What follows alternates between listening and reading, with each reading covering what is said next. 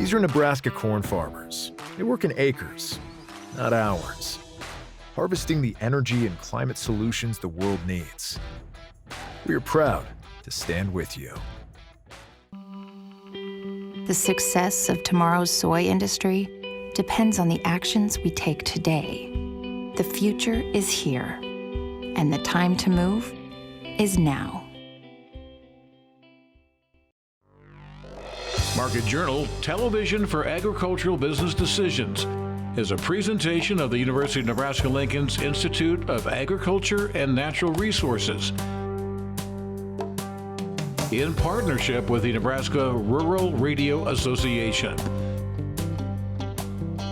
Promotional support provided by the Nebraska Farmer Magazine, and partial funding provided by the Nebraska Soybean Board and the Nebraska Corn Board.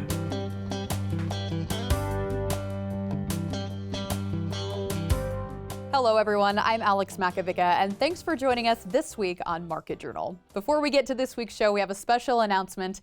Host Bryce Doeschot and his wife Madison have welcomed their second son, Coulter Doeschot, to their family.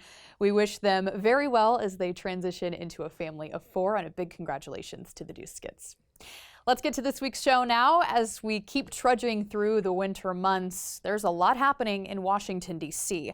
So on today's episode, we'll discuss the incoming Trump administration and how that can affect producers back home. The president of Heartland Farm Partners, Jeff Peterson, will also join us in studio in a few moments to discuss the current trends in the grain markets. And Eric Hunt is on standby with this week's weather forecast. All that and more is headed your way. But first today, let's begin here. Over the last 10 years, developments in sensor technologies and fertilizer application systems have seen steady improvements. We had the opportunity to find out more about adopting this technology with Nebraska Extension educator Joe Luck at last week's Eastern Nebraska Corn and Soybean Expo. Market Journal's Bill Dodd is standing by with more. At this year's Eastern Nebraska Corn and Soybean Expo, corn producers were given some very good reasons why Nebraska Extension is recommending that producers adopt more sensor-based in-season nitrogen management systems. Nebraska Extension Precision Ag Specialist Joe Luck tells us over the last decade, researchers have been seeing more reasons than ever to adopt these strategies.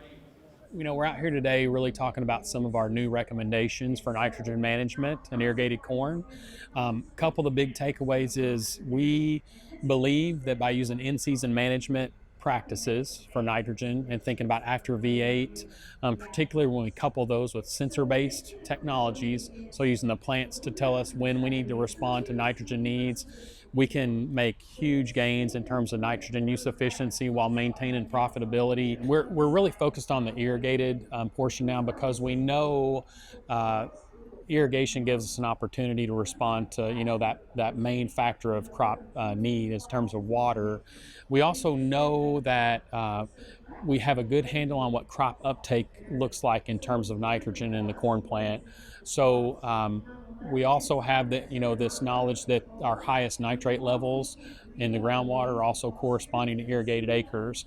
So those are some of the reasons why, and based on the data we've collected, we can really use these sensor-based technologies when we go in season to respond to that crop need for nitrogen when it occurs, and we're not just front-loading the system with a bunch of nitrogen, hoping that it's going to be there when the plant needs it.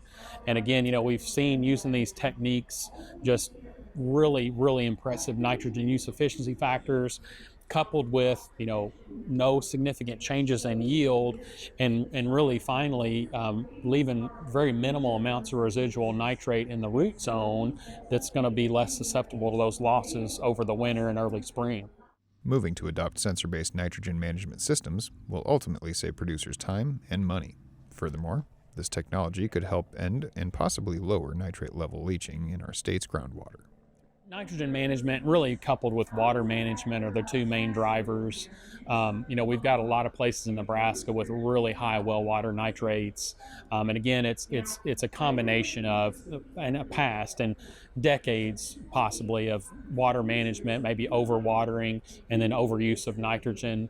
And again, we feel like based on the last 10 years of data that we've collected, if we can move to these recommended approaches, we're seeing, again, really good profitability, and we're seeing levels in that residual nitrates that are hopefully going to be enough that may help us correct this problem over time. And that's one thing to really get excited about. If we go in season, and what I usually tell people is we're talking in season, it's going to be that V8 growth stage or later. Typically R2 is when we've seen no more need for nitrogen after that. So, but critically that V8 to V12, that's right at the beginning of that rapid uptake period in corn plants. So I either need a high clearance machine likely, or I'm going to put that on through the pivot as fertigation. So in the case of the latter example, we just need some type of fertigation pump, and those pumps could be very minimal in cost. I think some people can get those as cheap as $1,500, $2,000. You can get one that's telemetry connected with flow sensing on it, probably $10,000. But still, when you think about the high clearance equipment where, even a used machine is going to be a couple $100,000 or more, you think about the sensor technology that could go on that system is probably $15,000. We're seeing some offering of a sensor-based system that could inform the fertigation for as little as $8 or $9 an acre. So there is going to be some change there, but over time, again, if we're able to manage at these levels with improved profitability, there's a huge opportunity there for people to make a long-term profit. With fertilizer costs continuing to rise and nitrate leaching reaching concerning levels around the state, adopting in-season sensor-based nitrogen management is our best option to reduce our impact on the environment, as well as the pocketbooks of our producers. Reporting for Market Journal, I'm Bill Dodd. All right, thanks so much, Bill. If you'd like to learn more about Nebraska Extension's recommendations for in-season nitrogen management for irrigated corn growers, we've included a direct link to the most recent Nebraska guide on that topic. You can find it over on the Market Journal website. Moving along, it is well known that FFA is a life-changing organization that is the premier youth organization preparing members for leadership in careers ranging from science and business to agricultural technology. During this year's National Association of Farm Broadcasting Convention in Kansas City, Market Journal host Bryce Doeschot had the opportunity to sit down with the 2024 National President of the FFA to learn about how FFA continues to grow. We're visiting now with the recently retired National FFA Secretary, that is Grant Norfleet from the state of Missouri. Retired a couple of weeks now as you and I are having this conversation.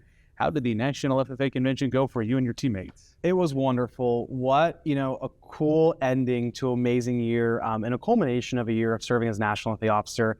I had been in FFA since I was in 9th grade back in 2017. Man, I'm going to date myself here. But it was really cool to be on that stage with my team, celebrate the members that were earning awards this year, and really go out with a bang. There was a big celebration this year. FFA hit 1 million members. How does FFA continue to grow? We are so proud at FFA to have over 1 million members in all 50 states, Puerto Rico, and the U.S. Virgin Islands. And as we continue to grow, we are looking with our strategic plan of how we can evolve, engage, and empower students. So we're involving our programming to ensure that all the resources and opportunities that we offer are up to date and are current with what agriculture industry standards are. It helps me best serve students in their career. We're engaging educators at the local, state, and national levels to make sure that they are set to be impacting students every single day. They get to be with students in the classroom, and so we make sure that they are set up for success through the national level. And then we're also empowering all folks of all backgrounds to ensure that they have a place in FFA and agricultural education in the agriculture industry. So regardless of their interest areas or backgrounds, every single student has a place in the organization. And we continue to grow as we make sure that we're serving all needs and interest areas within the organization. Kind of to that point, a lot of our viewers today were involved in the FFA, the National FFA organization. It got its roots in production agriculture, of course, and continues to serve that. But the programming has become more diverse. Contests become diverse. How do you as national officers in the organization balance that of preparing future farmers to be in rural America, but then also those who want to be or maybe in the corporate side of the boardroom in Chicago? I think you make a great point, Bryce. We look at agriculture as a whole. There are so many careers that, we think of the 33 farm boys that founded FFA in Kansas City, Missouri. the careers that agriculture had back then have surpassed where there are now. And certainly we're preparing students for careers that haven't even been created yet in agriculture.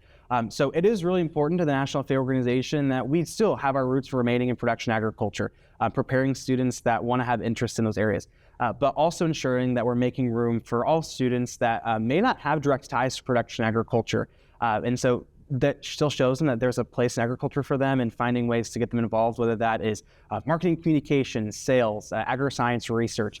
There truly is a career in agriculture for every student, whether that's interested in them or not. But ultimately, at the end of the day, we prepare students for any career because we are setting them for career success. I mentioned you are now the retired National FFA officer. With your travels over the past year, is that a lot about the education of informing people of all the opportunities within FFA, but also agriculture?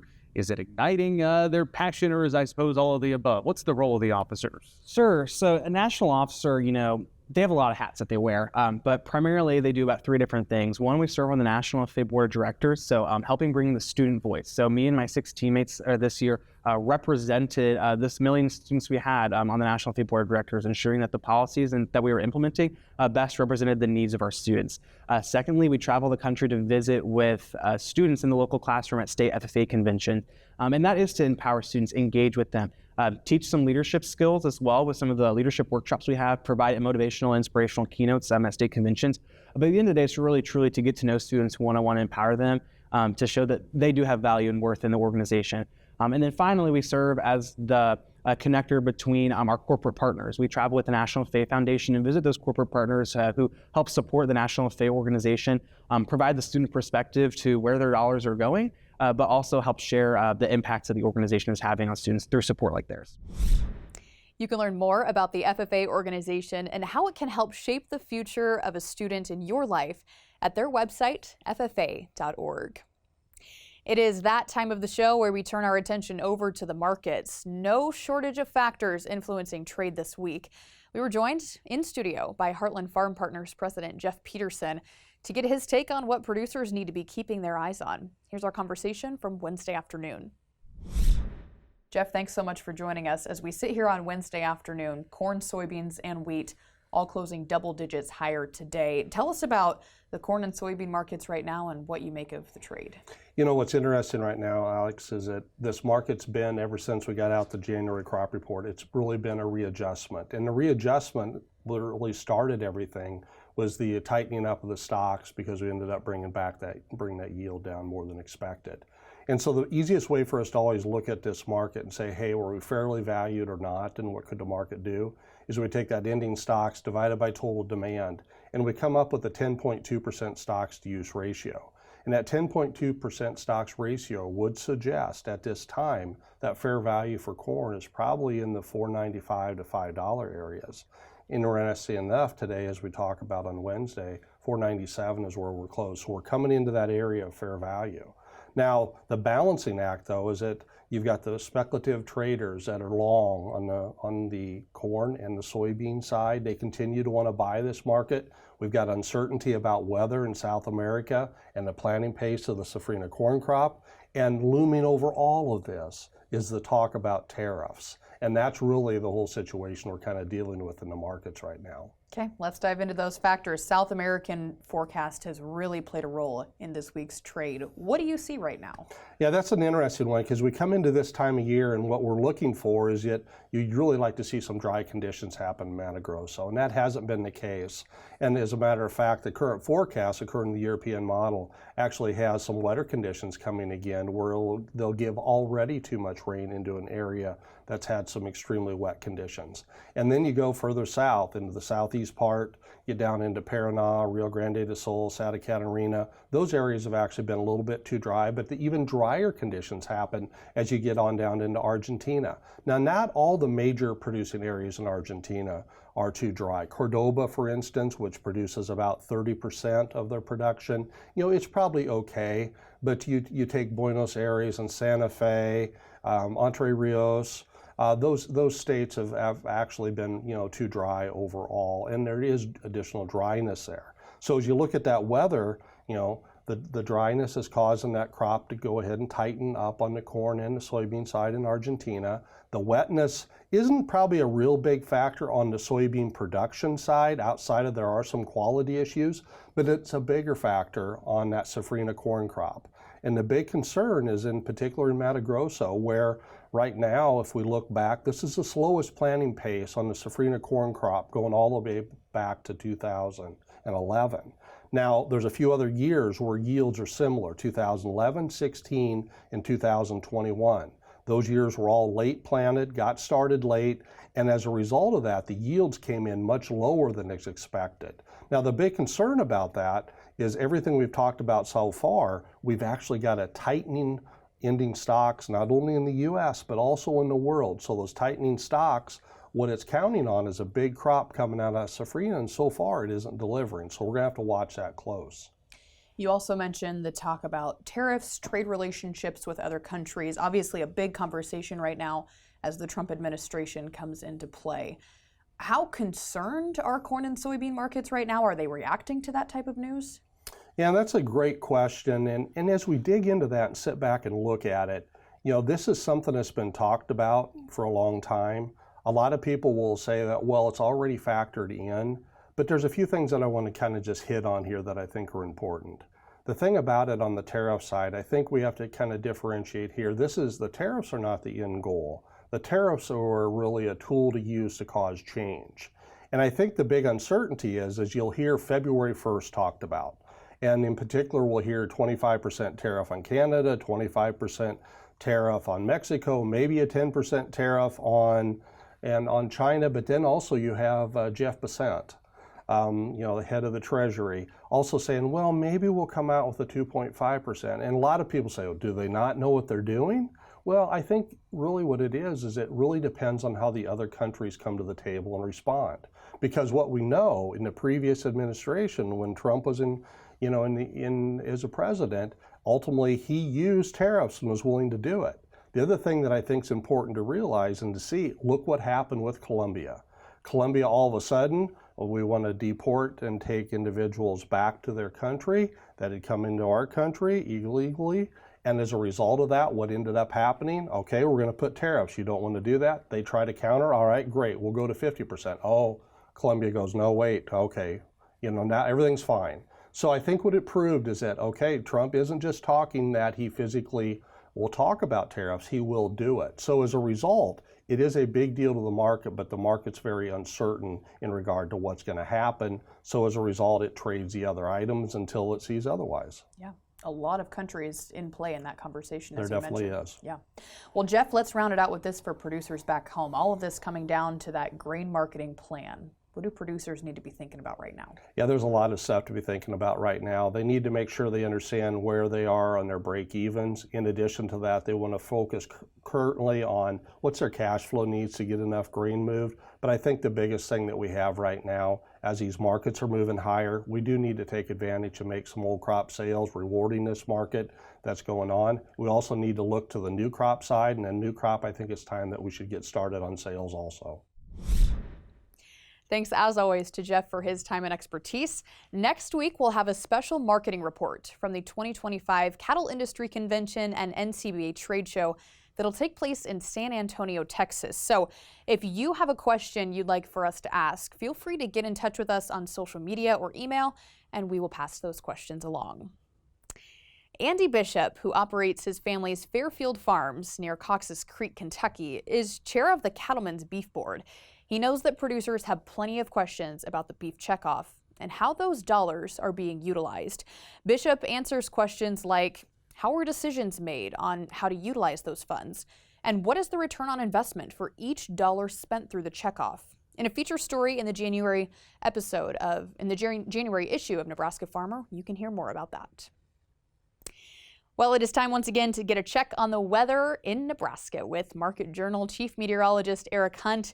Pretty mild temperatures, Eric, across most of the state this week. However, winter is far from over. What are you tracking in the week ahead? Thanks, Alex. That has indeed been a mild week, particularly here in the afternoons. That's going to continue through the weekend. But Sunday afternoon and Sunday night, we're going to see a cold front move through the state and through the broader region. That's going to bring colder temperatures for all of us, particularly for the western third of the state. I do anticipate highs remaining mostly below freezing here across the northern portion of the Panhandle, and a little bit warmer as we head into the central and eastern section of the state. But next week, we'll see highs mostly in the 30s, much colder temperatures to our north and west in the northern Rockies. Going to be a pretty quiet week next week. The only thing of interest is a storm system that should be entering the Pacific Northwest by about the middle of next week. This looks to be taking more of a northerly route. That should keep the bulk of the precipitation up in the Dakotas, as the European model does indicate better chances of 1 inch or more of snow here across the Dakotas, maybe getting as far south as Valentine. And again, if the storm system ends up being a little bit to our south, then this will all shift a little bit southward. Again, I'm filming this on Wednesday, so things can change. So pay attention to the forecast. You live in the northern portion of the state. In terms of precip, though, overall, just a little bit chances to our east and to our north of the storm system. But for the most part, though, almost all of Nebraska and the broader central plains and western Corn Belt should remain precipitation-free for the majority of next week. Again, it's been a pretty dry January for most of us here in the state, and it's been extremely dry for Iowa. This has been one of their driest Januaries on record over there. In terms of 8 to 14-day outlook, getting a little bit deeper the month, CPC does keep colder temperatures in place, predominantly for this region. I would say for the foreseeable future, the further north or west you go in the state, the more likely you are to be colder than average. In terms of precipitation, CPC is relatively bullish on us being above average, so I am anticipating us getting into a little bit more of an active weather pattern as we head toward Valentine's Day, and I do think that will mean some increased chances of snowfall across the entire state and the broader region. Now again, this isn't necessarily like super wet for this time of year, but I do think we are finally going to be getting some better chances of moisture getting in this part of the country as we head a little bit deeper into February. Looking a little bit further out in the crystal ball, the European model keeps it colder across the northern plains and northern Rockies, including all of Nebraska, and not really showing any strong signal on precipitation, but they're not showing dry either. So again, I do think that we are going to start seeing chances for more precipitation across this part of the country. Again, we've been very low, record low in a lot of cases on snowfall so far this season across this portion of the country. Right now in Nebraska, only the very far southeast is above average. And you'll notice that most of the north-central U.S. right now, save for the far north, is free of snow cover. This includes basically the entire winter wheat belt. So we did have a good stretch of this winter wheat belt down here that did have sub-zero temperatures with no snow cover. Thankfully, it sounds like in southwestern Nebraska, there hasn't been significant issues with winter kill, which is good. Swell temperatures right now are mostly holding in the low 30s to upper 20s across the state. And I do want to talk just a little bit about what happened after Beryl hit southeast Texas last July. So in the days after Beryl hit this part of the country, we did see anomalously southerly flow from Texas, Arkansas, Missouri up into the western Corn Belt. So some of you have been talking about the possibility of southern rust coming from this region. Well, this does show that you may have something to it. And this is our temperature precipitation roundup for the week ending January 25th, 2025. Back to you, Alex. Thanks so much, Eric. Finally today, it has been a busy couple of weeks in the nation's capital as our government is switching administrations. That means a lot of new faces and a lot of new policies to get acquainted with here in the year ahead. We were joined earlier this week by Nebraska Extension Policy Specialist Brad Lubin to discuss how this administration could shape future ag policy and the producers right at home. Let's just talk about the ag policy agenda as a whole and some of the things that might come up beyond the Farm Bill. Yeah. Well, we might first note, producers are going to pay attention to the Farm Bill and the need for a new Farm Bill debate again in 2025, given that we've extended it a year at a time over the last 2 years. There's an important role to focus on the Farm Bill safety net and to focus on potential changes of the Farm Bill that need to be debated and pushed through Congress. But we have to remember there are so many other issues on the agenda too that are important for agriculture, and some that might even have a bigger impact in total as we go on. What do you think those are? I think producers have to pay attention to the direction of the general economy, and that revolves around trade. It also revolves around tax policy and the expiring provisions this year that might be important to extend. It also revolves around the ongoing debate over labor and immigration. Big impacts on agriculture and across the country. Lots of issues that agriculture has to deal with, regulations in general as well. Lots of issues agriculture has to deal with and pay attention to that are sort of happening beyond the Agriculture Committee. Nominee for the Secretary of Agriculture, Brooke Rollins, has a strong role in the ag background, but not necessarily in a role like this. Does her nomination play a role for farmers and ranchers? And if so, how? Yeah, I think the agriculture community is solidly supportive of the nominee. And while she may not have the deepest background in agriculture that our sort of traditional secretary typically brings to the position, she has the connection and the ear of the president. And, or at least by all accounts, there's a relationship there that sometimes has to be formed over the first several months of administration. She already has it. Agriculture already knows that if it comes to an issue like trade policy, and there are administrative proposals or administrative strategies about dealing with trade policy, and those have impacts on ag, well, the Secretary of Agriculture already has that connection to make sure those are explicitly clear and that agriculture is at least protected from the negative impacts. Mm-hmm. As we sit here and talk today, she is not confirmed, but on a smooth track for confirmation, so it seems. When it comes to other leadership in the administration, is there anything that stands out? Yeah, I think if you look across the board, up and down the cabinet, you're going to find nominees that are solidly behind the administration's general approach and strategy. And that means that maybe in some sense, chaos is the right word.